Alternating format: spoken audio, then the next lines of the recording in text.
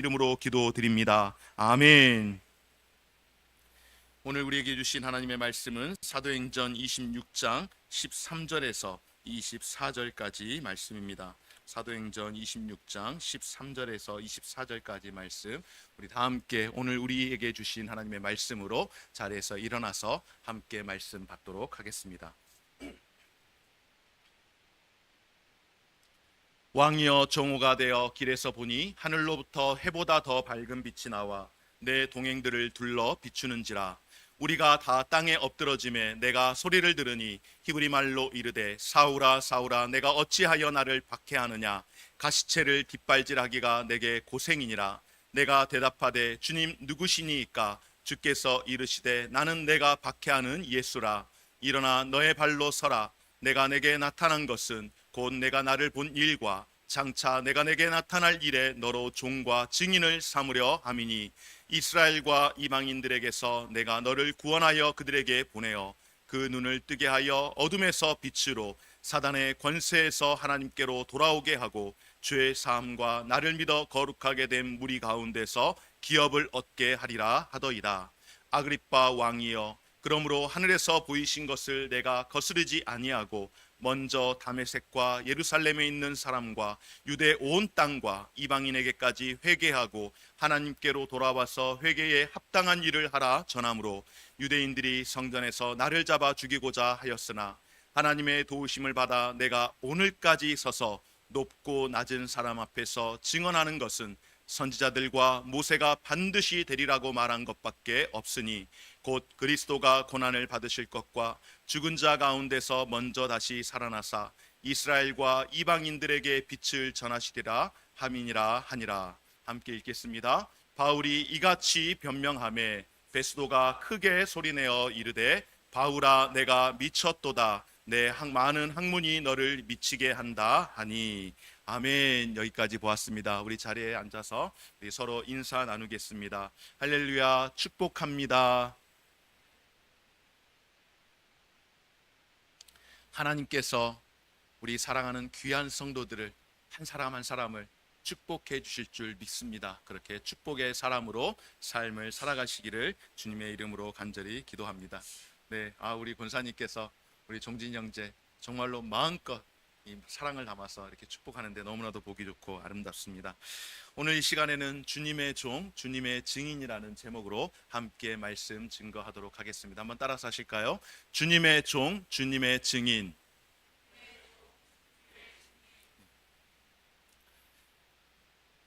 배우들이 연기를 하고 나면은 매년 연말마다 각 방송사들마다 그 방송사에서 주로 이렇게 방영했던 그런 작품들을 가지고 연예인들 시상식을 하는 것을 우리가 잘 알고 있습니다.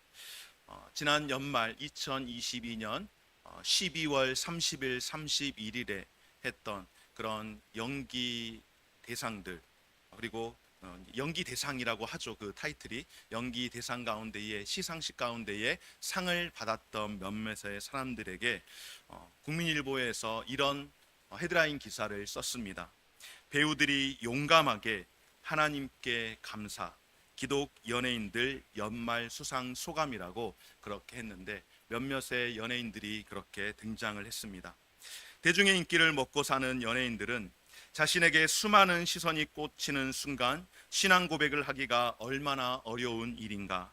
그런데도 연말 시상식에서 여러 배우의 용기 있는 수상 소감은 많은 크리스천들에게 잔잔한 위로를 선사했다. 이들의 용기 있는 발언은 크리스천 시청자들에게 위로를, 믿지 않는 시청자들에게는 전도의 효과를 주기에 충분했다라고 그렇게 기사를 썼습니다. 배우 이하나, 옆에 보이시죠 여러분? 이하나라고 이름이 이렇게 보이시는데요, 저분입니다.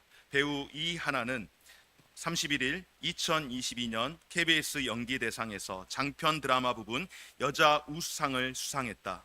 삼남매가 용감하게라고 하는 이 드라마에서 열연한 이하나는 올 한 해 이 드라마로 많은 사랑을 받았다. 하지만 촬영을 하며 많은 어려움이 있었다고 털어놓았다.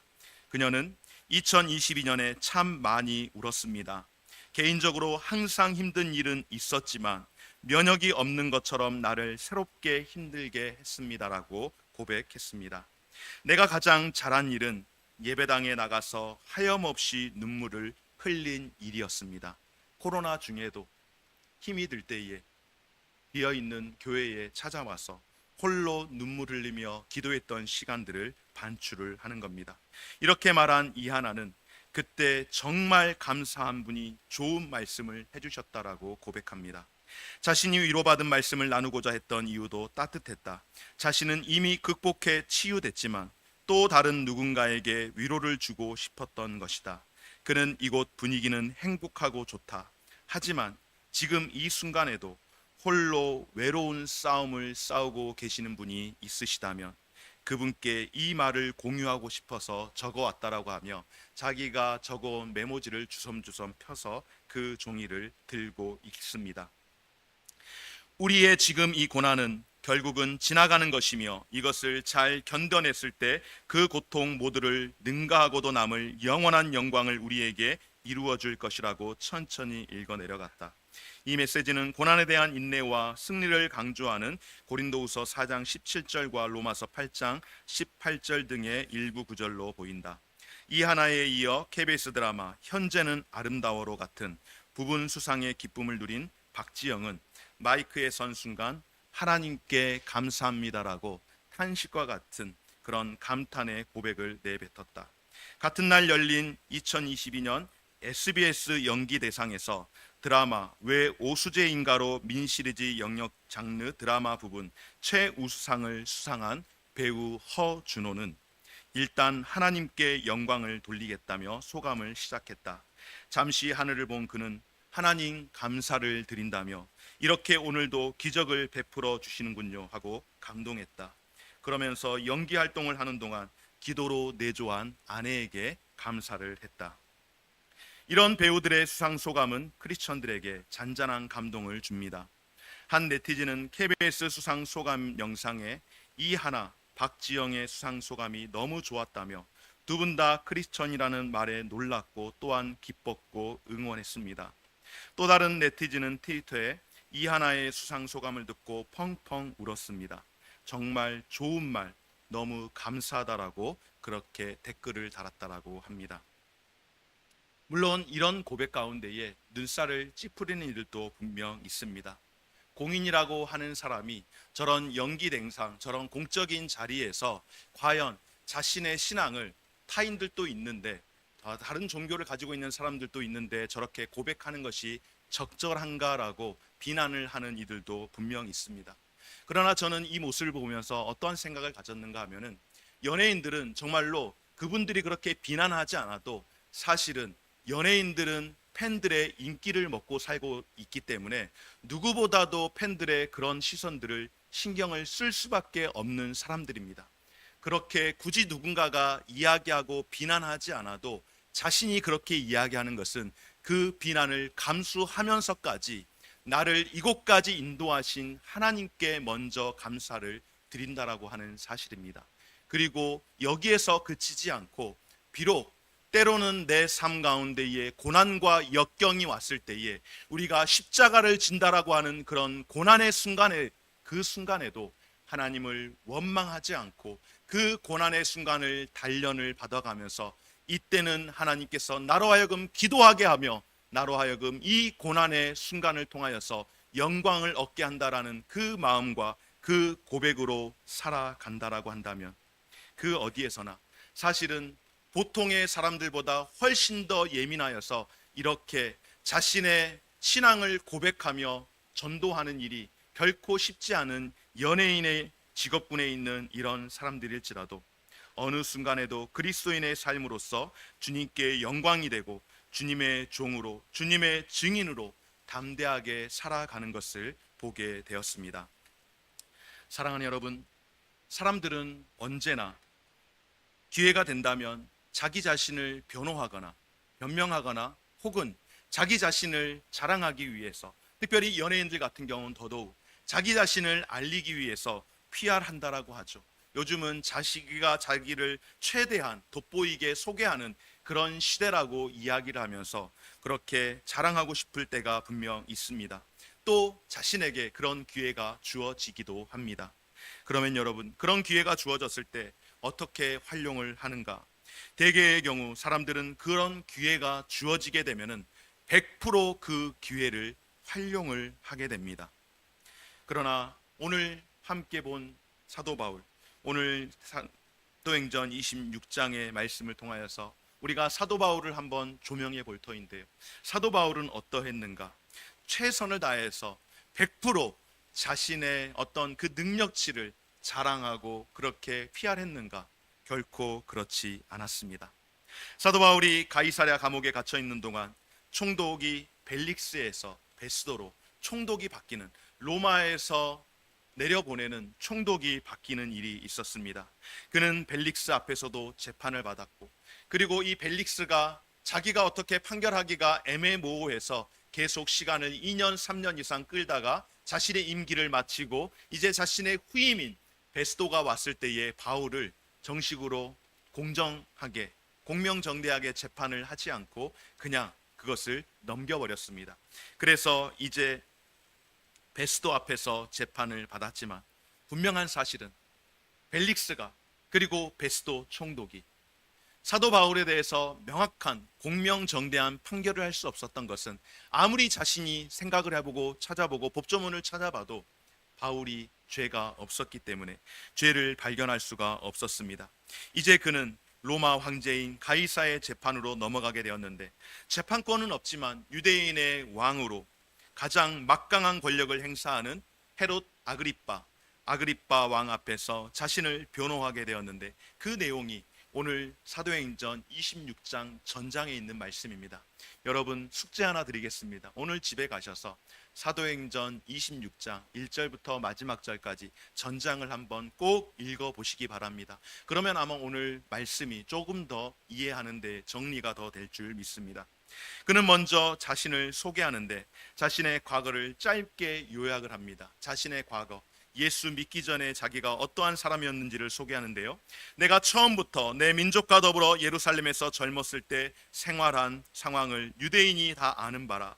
일찍부터 나를 알았으니 그들이 증언하려 하면 내가 우리 종교의 가장 엄한 파를 따라서 바리새인의 생활을 하였다고 할 것이라.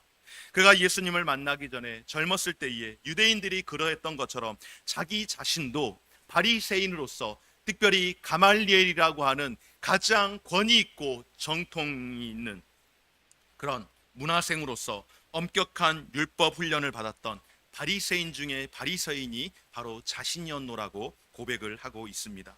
그러나 그러한 자신이 같은 유대인 동족들에게 지금은 고소를 당해서, 같은 바리새인들이 지금 자신을 고소하여서 자신이 지금 이 재판정에 와 있노라고 그렇게 이야기하는데, 그 까닭이 무엇인가? 자신이 고소를 당하고 재판을 받고 있는 그 이유가 무엇인가? 그것은 바로 하나님께서 자신에게 주신 그 소망 때문에, 그리고 그 소망을 증거했다라고 하는 그 이유로서 이렇게 내가 어려운 재판을 받게 된 그런 상황에 있게 되었다라고 고백을 하고 있습니다.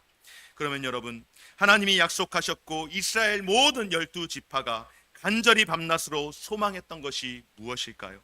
바로 예수 그리스도 메시아가 누군가 하는 문제, 바로 이 바리새인, 아니 모든 유대인들이 메시아가 누구인가 하는 것, 바로 이것이 그들에게 있어서 가장 큰 고민이고 소망이었습니다. 그래서 과연 우리가 믿는 예수가 메시아인지, 구약에서 약속하신 그분이 유대인들을, 구약에서 약속하셨던 그분, 그리고 사도 바울이 전하는 예수 그리스도가 바리새인들 자신들이 기대하고 믿고 있는, 그리고 자신들이 바라고 소망하고 있는 그 예수가 맞는지, 바울은 맞다라고 하는데 바리새인들은, 그리고 많은 교회 종교 지도자들은 믿을 수 없다라고, 그렇지 않다라고 이야기하는 면으로 인하여서 서로 거기에서 갈등이 일어나게 되었습니다. 사실 여러분, 사도 바울이 어떤 사람입니까? 바울 되기 전에 사울이 어떤 사람이었습니까?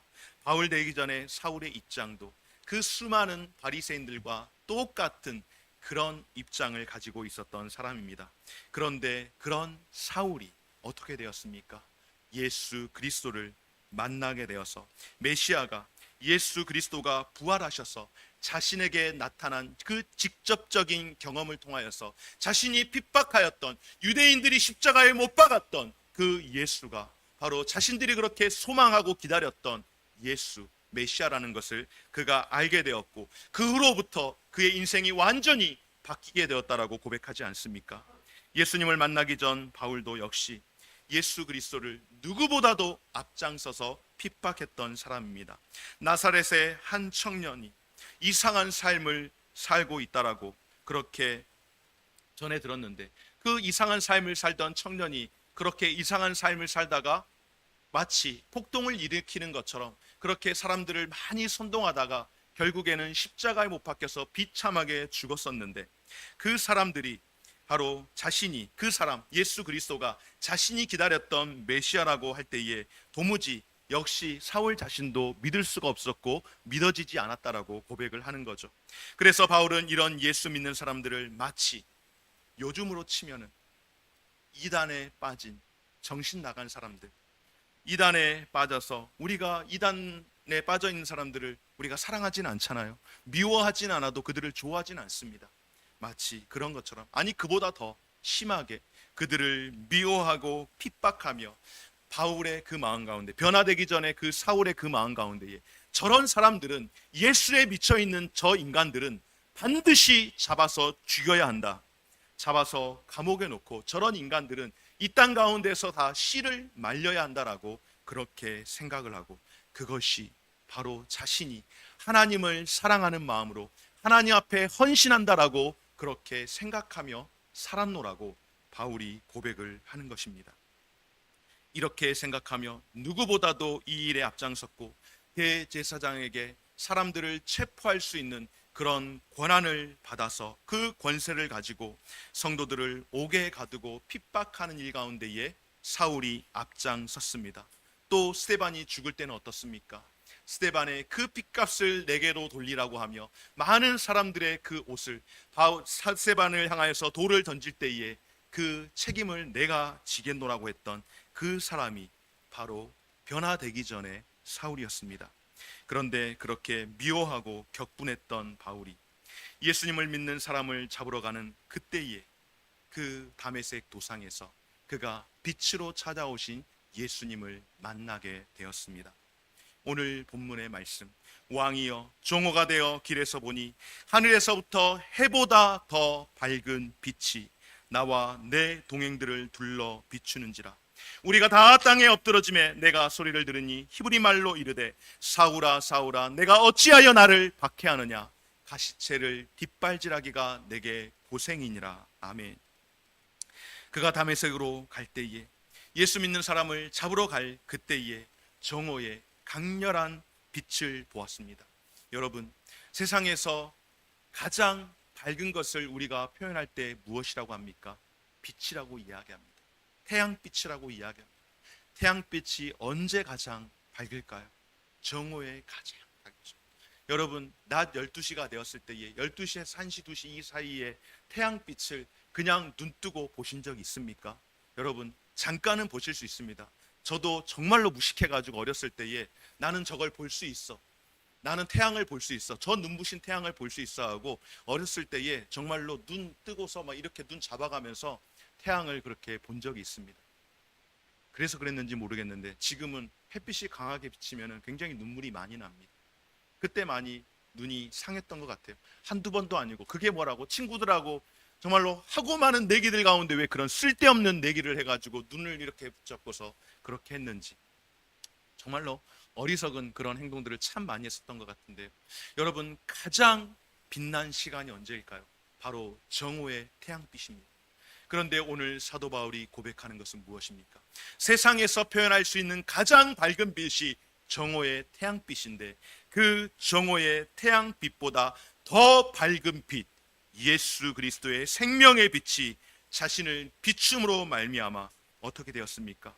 전혀 다른, 그동안 경험해보지 못했던 전혀 다른 새로운 빛을 그가 경험하게 되었고, 함께 가던 모든 사람들이 그 빛을 보게 되었는데, 그 빛을 보는 순간 모두가 그 빛으로 인하여서 눈이 어두워져서 다 땅에 꼬꾸라질 수밖에 없었다라고 고백을 하며, 우리가 아는 바와 같이 사도 바울은 그 이후에 사흘 동안 보지도 먹지도 못하는, 눈을 뜨고 있어도 앞을 볼 수 없을 만큼의 그 눈을 상하게 되는 그런 일이 그에게 있었다라고 말씀하며, 그 빛을 보는 순간 들려오는 음성이 사울아 사울아 내가 어찌하여 나를 핍박하느냐, 가시체를 뒷발질하기가 내게 고생이라고 말씀하시면서,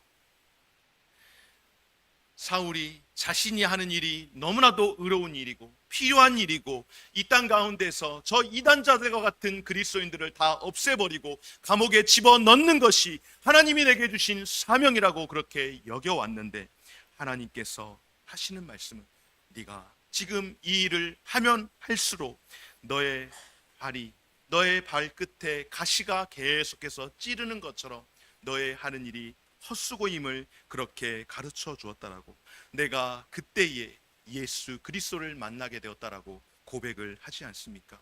그때 바울이 무엇이라고 고백합니까? 내가 대답하되 주님 누구시니까? 주께서 이르시되 나는 내가 그토록 박해하는 예수라라고 말씀을 하십니다.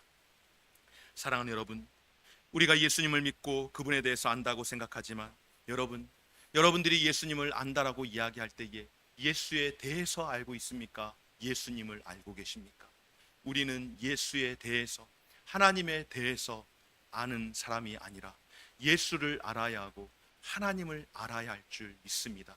우리의 신앙의 고백은 예수에 대해서 내가 30년 신앙생활하면서 예수에 대해서 내가 알고 있노라고 이야기할 수 있는, 그것은 건강한 신앙생활, 바른 신앙생활이 아니라 예수를 알아야 하고 하나님을 우리가 알고 고백해야 할 줄 믿습니다.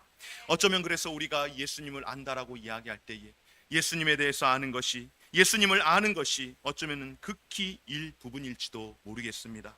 주여 당신은 누구십니까? 하는 사울의 그 질문 앞에 예수님의 대답은 내가 핍박하는, 나는 네가 핍박하는 예수라고 말씀하시는 그 말씀이 어쩌면 우리에게도 동일하게, 여러분 성도님 한 분 한 분에게 사랑하는 아들 누구누구야, 사랑하는 딸 누구누구야, 내가 나를 왜 핍박하느냐 라고 말씀하는 그 말씀일지도 모르겠습니다. 내가 왜 나를 핍박하느냐라고 그렇게 우리에게 물으신다면, 네가 어찌하여 나를 무시하느냐, 네가 어찌하여 오늘 나를 잊어버렸느냐, 네가 어찌하여 오늘 나를 찾지 않느냐, 어찌하여 네가 오늘 나를 믿지 않느냐, 어찌하여 예수에 대해서만 너희가 궁금해하고 예수인 나를 궁금해하지 않느냐, 나를 알기를 원치 않느냐. 네가 네 인생 가운데에서 첫 번째, 두 번째, 세 번째, 아니 나는 혹시 너에게 있어서 너의 인생 가운데에 제일 마지막, 제일 꼴찌로 놓여있는 예수다 라고 그렇게 말씀을 하신다면, 첫 번째는 언제나 우리 자신이고 우리 가족이고 우리 직장이고 내가 성공해야 할 나의 삶이며 세상에서 누릴 것 다 누리고 마지막에 찾을까 말까 하는, 그것도 예수님을 찾는 인생이 아니라 예수를 아는 일에 대해서 예수님에 대하여, 하나님에 대하여 찾을까 말까 하는 그런 예수님이 우리가 생각하는, 내가 생각하는 예수님, 하나님은 아니신지요? 오늘 우리에게 찾아오셔서 말씀하신 예수님이 우리의 유일한 구원자이시며 소망이며 살아계신 하나님의 아들이심을 고백하고 믿고 고백하고 찾는 저와 우리 모든 성도들의 삶이 되어지시기를 주의 이름으로 축원합니다. 사랑하는 여러분, 주님은 빛으로 찾아오셔서 오늘 나는 내가 핍박하는 예수라고 그렇게 말씀하실 때 꼬그라져 있는 사울에게 다시금 말씀합니다. 내가 너를 나의 종으로, 나의 증인으로 삼겠다라고 말씀하시며 그를 부르시고 그에게 사명을 주신 줄 믿습니다. 사랑하는 여러분, 오늘 주님이 우리를 부르실 때에 사랑하는 나의 아들아, 사랑하는 나의 딸아, 너희는 나의 증인이며 너희는 나의 종이며 너희는 나를 위하여 빚은 나의 택함 받은 자녀라고 저와 여러분 우리를 부르시고 우리에게 사명을 주신 줄 믿습니다. 그러면 하나님이 바울을 부르시는 그 내용, 그 부르시는 그 사명은 여러분 무엇일까요? 이스라엘과 이방인의 손에서 그를 구원하신 것은 그를 다시금 이스라엘과 이방인들에게 보내시기 위함인 줄 믿습니다.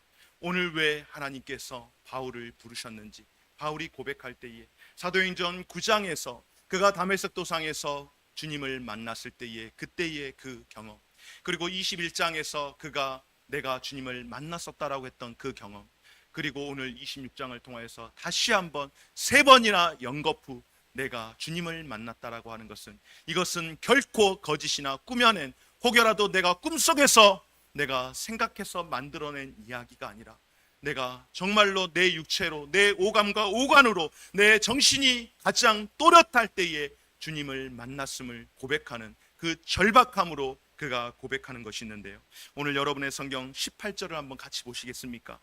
18절 말씀을 통하여서 우리에게 3가지로 말씀하시는데요, 첫째로 사람들의 눈을 뜨게 해서 어두움에서 빛으로 오게 하는 것. 바로 사람들의 눈을, 어두워져 있는, 보지 못하고 있는, 눈을 감고 있으면 여러분 아무것도 보지 못하지 않습니까? 심지어는 눈을 뜨고 있지만은, 우리의 영의 눈이, 육신의 눈은 뜨고 있지만은 우리의 영의 눈이 감겨서 아무것도 보지 못하고 있는, 빛조차 구분하고 있지 못하는 어둠에 있는 자들을 빛으로 오게 하기 위해서 바울을 택하셨다라고 말씀을 합니다. 두 번째는 무엇입니까? 이방인들을 사탄의 권세에서, 사탄에 매어 있는 이방인들을, 예수를 알지 못하는, 예수를 믿지 못하는, 예수를 안다라고 하네, 알고 보니 예수를 아는 게 아니라, 하나님을 아는 게 아니라 예수에 대해서, 하나님에 대해서 알고 있는 잘못된 신앙을 가지고 있는 수많은 사람들, 사탄의 권세에게 그렇게 묶여있는 그 이방인들을 하나님에게로 돌아오도록 하기 위해서 하나님이 오늘 바울을 그렇게 사명을 주시고 부르셨다라고 말씀합니다. 셋째로 이방인들이 예수 믿고 제 사함을 얻어서 거룩한 무리가 되도록 하기 위해서, 여러분, 거룩한 무리가 무엇입니까? 바로 성도입니다. 바로 하나님의 자녀로, 거룩한 하나님의 자녀로 살아가도록 하기 위해서 그렇게 만드셨고, 그리고 그 거룩한 무리들 가운데서 기업을 얻게 하려 함이라. 아멘. 기업을 얻게 한다는 것, 내 자녀로 내가 입양하고 내 양자로 내가 택하여서 내 자녀 삼아서 내 기업을 무르게 하겠다라고 그렇게 말씀하시는 것.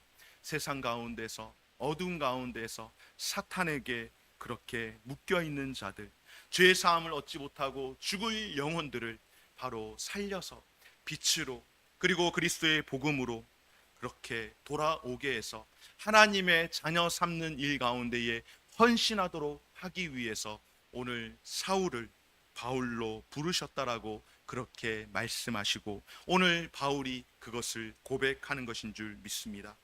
이것이 바로 아그리빠 왕 앞에서 자신을 변호하는, 아니 자신을 변호하기보다는 사실상 자신을 위한 변호가 아니라 자신에게 주어진 그 변호해야 할 시간, 그 변호해야 할 시간도 내가 죄가 없다라고, 나는 무죄이니 무죄 방면받아야 된다라고 그렇게 이야기하기에도 부족한 그 시간에 그는 아그리빠 왕과 그리고 벨스도 총독을 비롯한 수많은 사람들 앞에서, 그 재판정 앞에서, 몸이 굳어 있을 법한 그 재판정 앞에서 담대하게 목숨을 걸고 예수 그리스도의 복음을 오늘 바울이 전한 것인 줄 믿습니다. 그리고 이 일을 있은 후에 베스도가 무엇이라고 했을까요? 소리를 지르며 오늘 우리가 함께 보았던 마지막 24절 말씀에 보면, 바울아 내가 미쳤도다, 내 많은 학문이 너를 미치게 한다 하며 정신 차리라고 그렇게 이야기를 합니다. 베스도가 들어보았을 때, 그 이전에 있었던 총독 벨리스가 들어보아도 그에게 죄를 찾을 수 없었던 것처럼, 그리고 베스도도 역시 들어보니 이 사람이 종교적으로 조금 열심을 갖고 있지만은, 그러나 이 사람이 죄가 없다라는 것을 그가 알고 난 이후에, 내가 많은 학문으로 인하여서, 왜냐하면은 바울이 워낙 말을 잘하다 보니까는 많은 학문으로 인하여서 내가 미쳤구나, 정신 차리라고 이야기하며, 그리고 아그리빠 왕은 무엇이라고 합니까? 이대로 더 가다가는 내가 나를 그리스도인으로 만들겠구나라고 그렇게 고백을 합니다. 바울의 이야기를 듣다 보니 바울의 말이 하나도 틀린 것이 없어서 오히려 이 아그리빠 왕이 하는 이야기가 더 나에게 전도하지 말아라, 네가 더 전도하면은 너의 말이 모든 것이 다 옳고 맞는 말이어서 그 말로 인하여서 나도 예수를 믿게 생겼으니 더 이상 말하지 말라라고, 나를 그리스도인을 만들지 말라라고 오히려 이렇게 이야기할 때에 재판장 앞에서 바울이 선포합니다. 무엇이라고 선포했을까요? 한번 같이 읽어볼까요? 시작. 그것이 내가 기도하는 바입니다.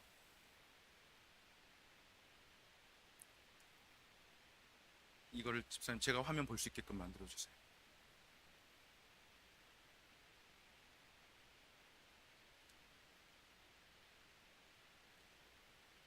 왜 30절.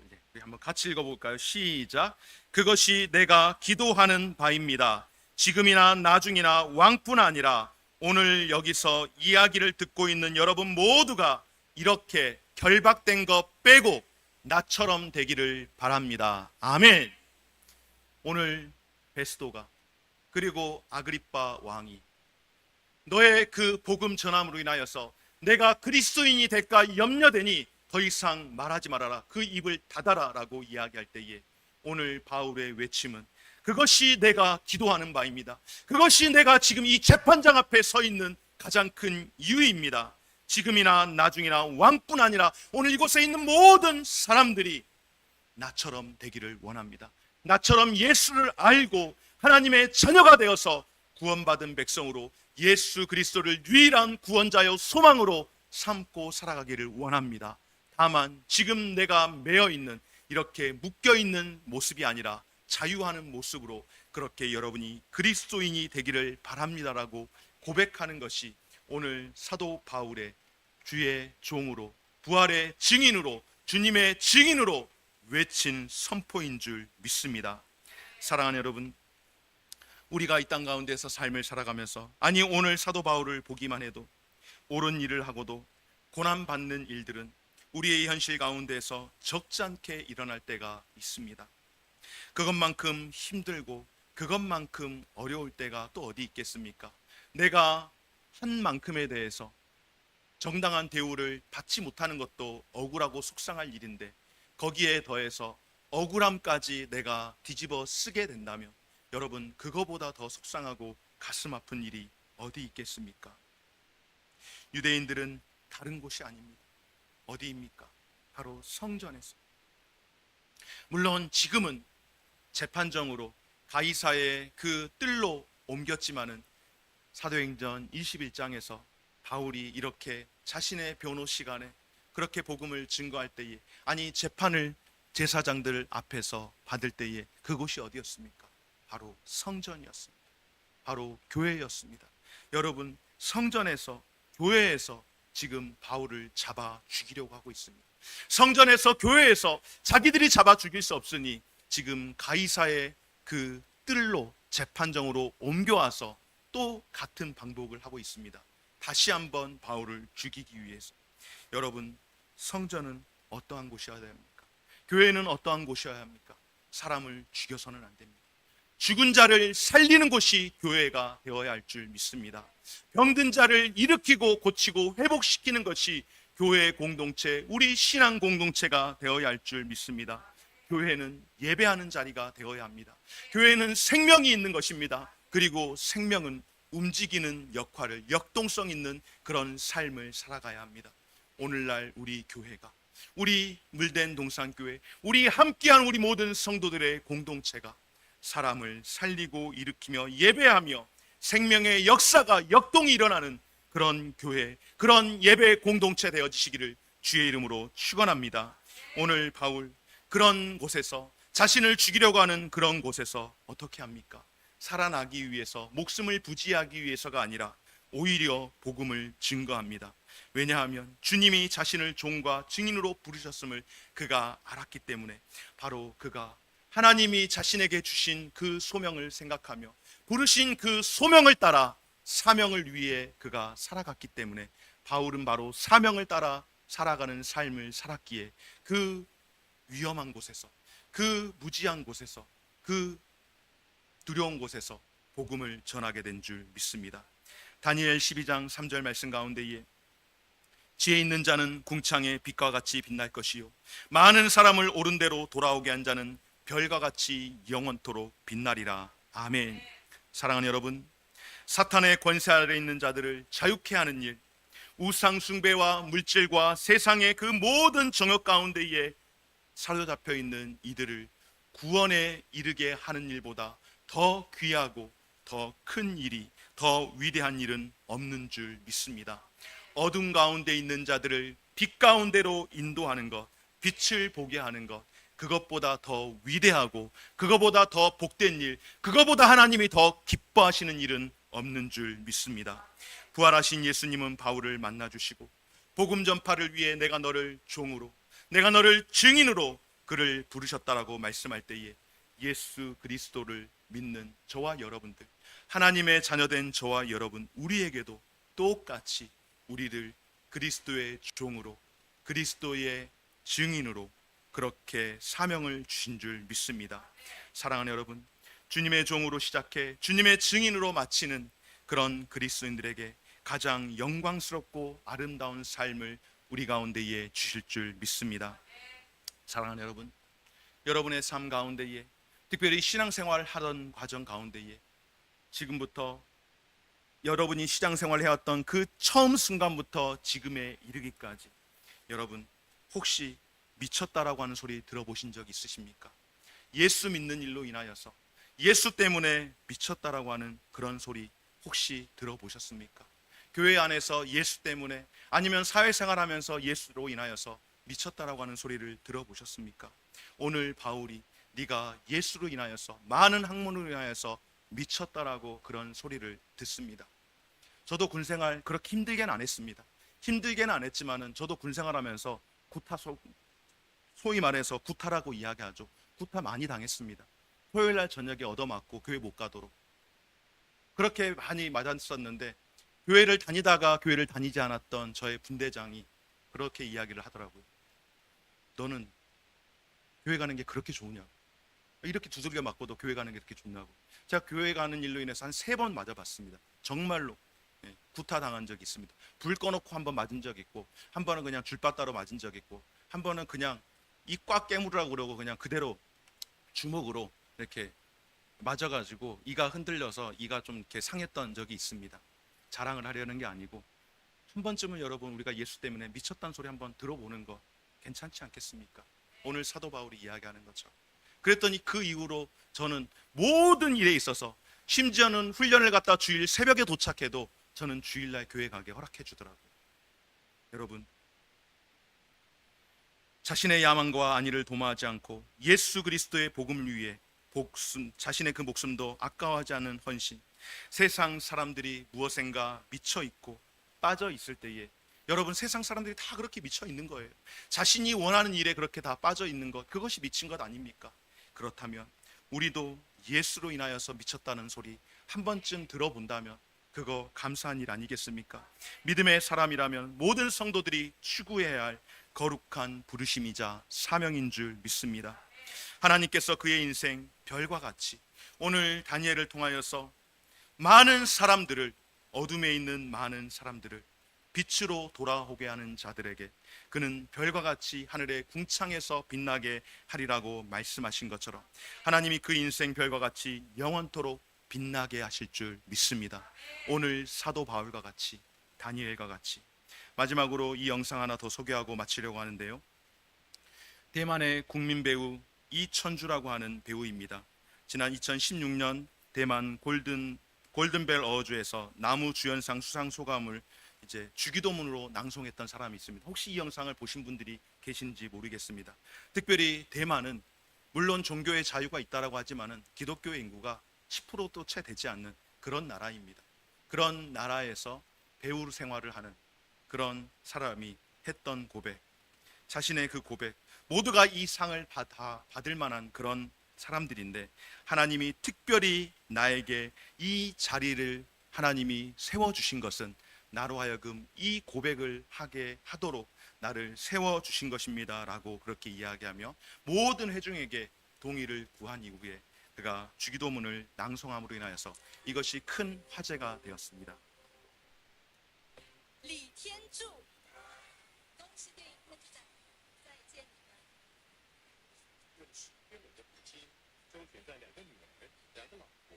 是两岸中间。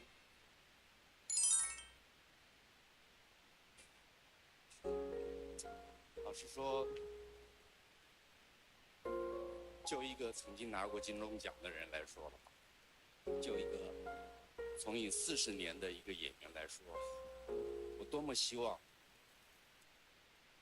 有更年轻的后辈上这个台拿这个奖，那意味的是一种传承。其实他们都很棒。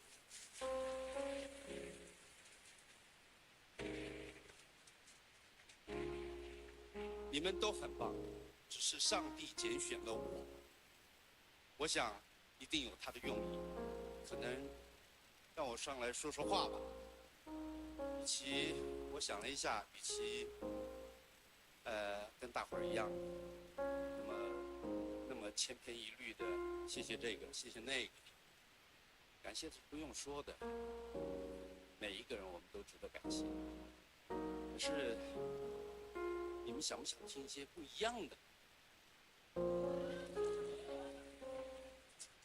我是个基督徒，那么就用我的方式，我跟我的神，让我们这个大家庭，我们现在共聚一堂。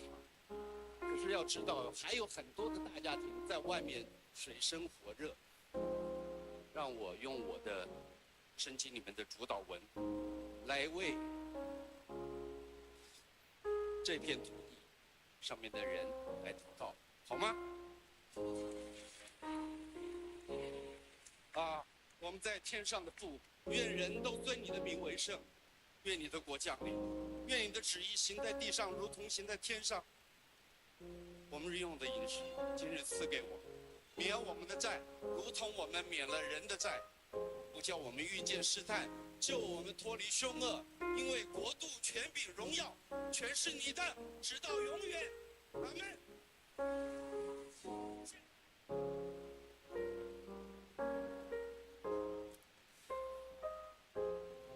앞서 말했던 것처럼 공인이 이렇게 하는 것이 적절한가 그렇게 비난하는 사람들도 분명 있습니다.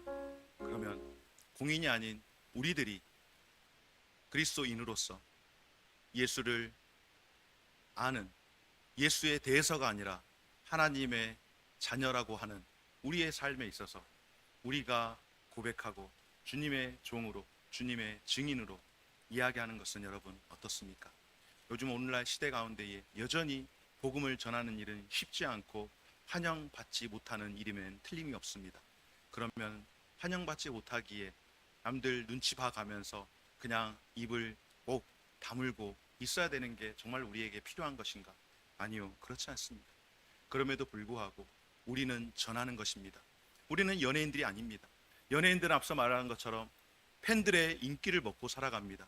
자신을 좋아하는 팬들 가운데는 자신과 같은 종교를 갖고 있는 사람도 있지만은 그렇지 않는 사람들도 적지 않게 있습니다. 만약에 그것을 두려워했다면은 어찌 그렇게 고백을 할 수가 있겠습니까? 사랑하는 여러분,